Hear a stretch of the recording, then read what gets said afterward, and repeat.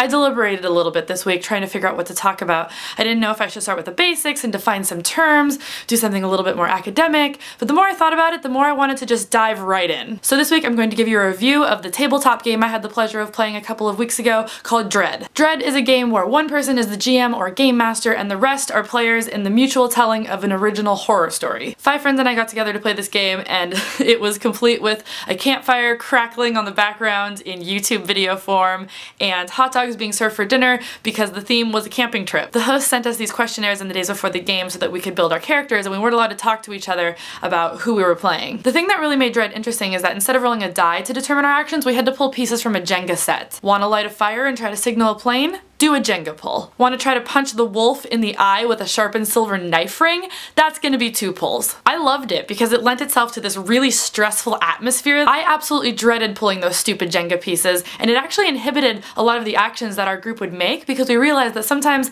it wasn't worth it to try to save our dying guide when it endangered ourselves because of this teetering Jenga tower in front of us that we knew would fall if we tried to save him. In our personal campaign, we were on a college camping trip and we ended up being attacked by werewolves. When the Jenga tower fell, the person who caused it to fall would be removed from the game, and that led 3 of our party to untimely death by madness and various wolf attacks. In the end, it didn't really matter if your character lived or died because you were still there helping create this awesome story that everyone got to experience, but on that note, my character did live. This game is especially fun if you have a group of really creative friends with big imaginations. The limits of this game are literally endless, so I can see it being a really fun game to play over and over and over with all of the different scenarios. It gave the game Jenga a whole new level of playability as well, incorporating storytelling into the pulling of wooden blocks. I'm a big fan of putting storytelling anywhere it can go, so I give it a huge thumbs up. Let me know if you've ever played any interesting variations of tabletop games. Let me know if you have any other additional things you'd like me to talk about in the future, and until next time, it's game over.